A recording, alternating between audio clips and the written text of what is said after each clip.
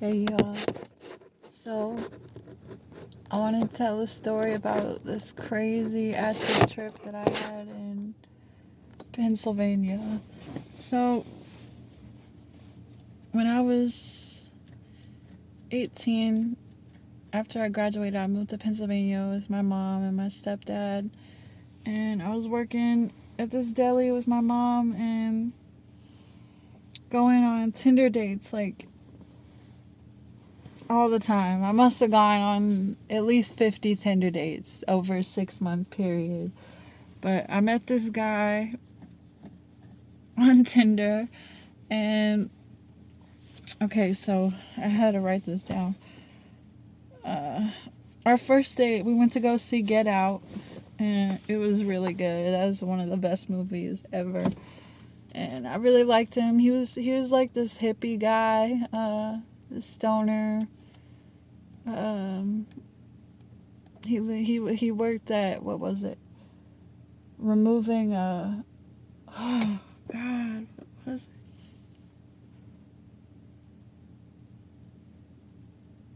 Asbestos. Yeah, he removed asbestos, and uh,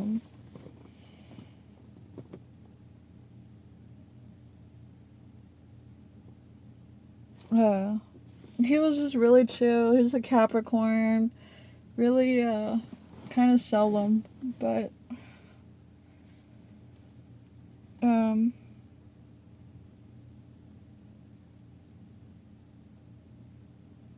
then the second day I went to go stay the night at his house, and then we went to IHOP, and he was really nice. And then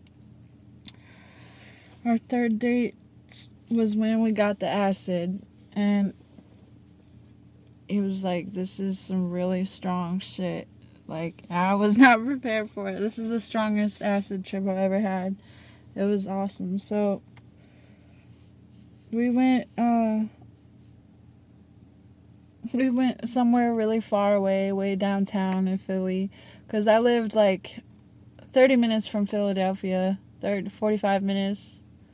Yeah. And so we went downtown.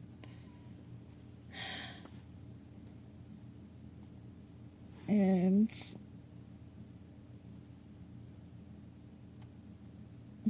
I bought like a whole strip, like 5 hits of it. And on the way back, oh yeah, he didn't take any. He was just gonna hang out with me while I did it. And so I took one, and 20 minutes into it, like, I started to feel good, but I was like, at that point, I was like, should I take another one? Should I do the 2 hits and make it stronger? Or is it, because, yeah. And he was like, yeah, I think you'll be fine. Just take the other one. So I took the second one, and I held it under my tongue until it completely dissolves. Like, it was the paper acid. It had these cool Looney Tune cartoons on them. And yeah, I held it on my tongue until it dissolved.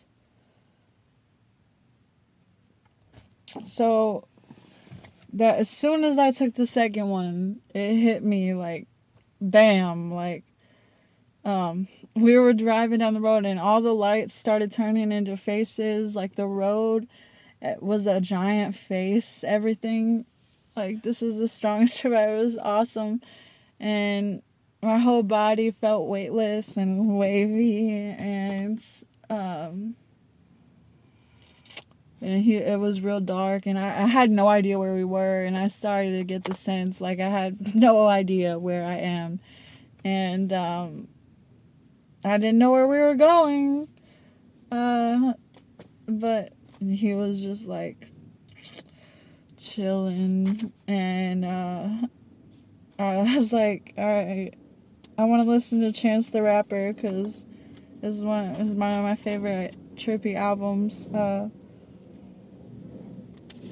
What was it? Acid Rap, of course, yeah.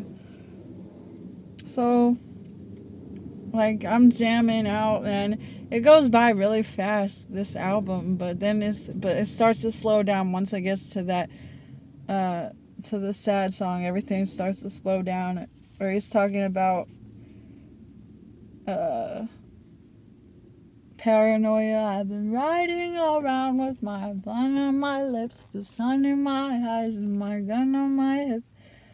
And things started to get dark. And that's when I realized it's taking a long time to get back to my house.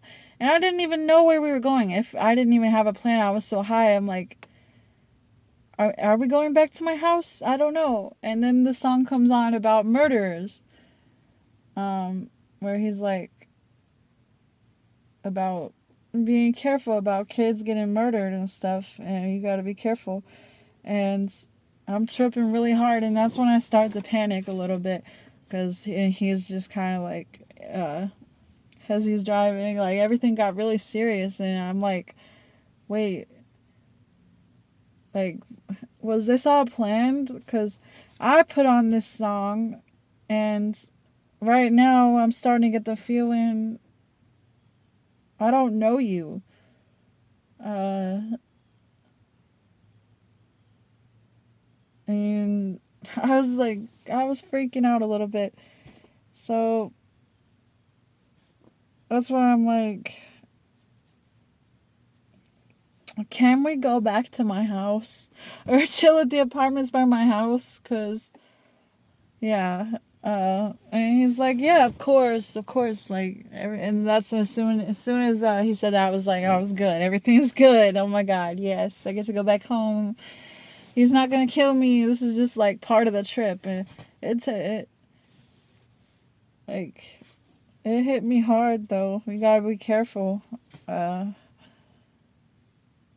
song was right on, and anyways, but yeah. And then I was like, I felt bad for thinking that anything bad happened, because he was a really cool guy. So then we went to these apartments by my house and just chilled and parked to listen to more music until the trip came down and before I was gonna go home. And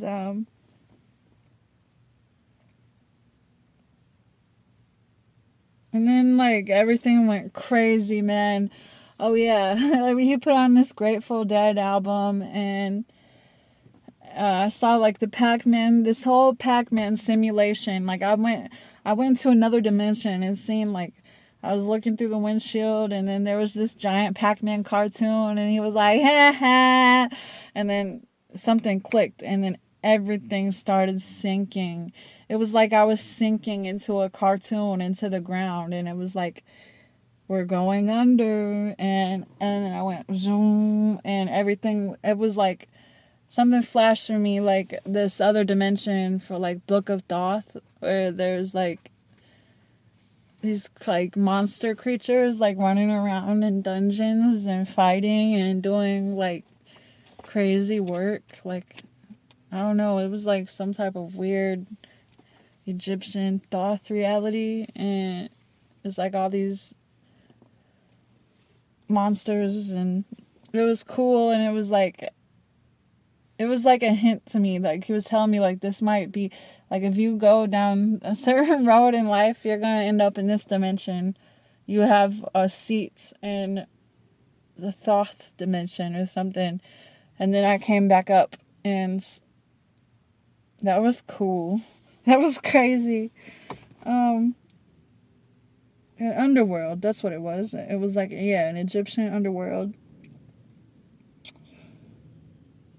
And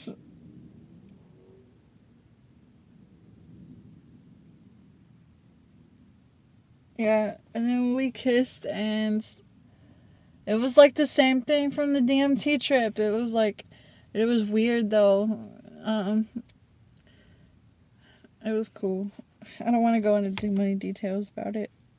And then this blizzard starts. A blizzard starts like soon after that, and oh my God, it was the most beautiful snow I'd ever seen. Like I could see like I was zooming into every snowflake, was like, had these beautiful patterns. I could see the different pattern in every snowflake, literally. And that was true, and I could see it at that time. There was a different pattern in every snowflake.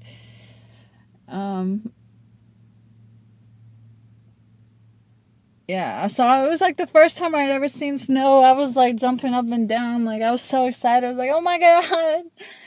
And then I'm like, "Yeah, it's time." He's like, "It's time. I gotta go home because there's this blizzard and I don't want to get stuck out here." And so we barely made it up the road to my house. Like it was coming down hard. It started piling. It was weird how it started piling up. That's another thing. I forgot about that trip. Like as soon as it started blizzarding, it piled up really fast. And all the magical stuff that happened, I didn't even remember. But and then yeah, I was like, call me when you get home. Make sure you're safe. And then I went inside and I go up to my room and I look in the mirror and I lift up my shirt and it's like I was like all chubby and I was like damn, I was mad that I had eaten too much food and then my stomach went shrunk back up and I started laughing and then the my reflection in the mirror, it was weird. It was like someone else in the mirror was like, ha ha, got you, ha ha, got you, ha. And then I went to sleep and yeah, I was never the same after that trip. That was like it was crazy. I never saw that guy again. I really wanted to. Oh wait, no, he one more time. I saw him one more time after that. He took. I asked him to pick me up to go get meth one day after that, and then I never saw him again. I think because he didn't like the meth. Yeah. Anyways.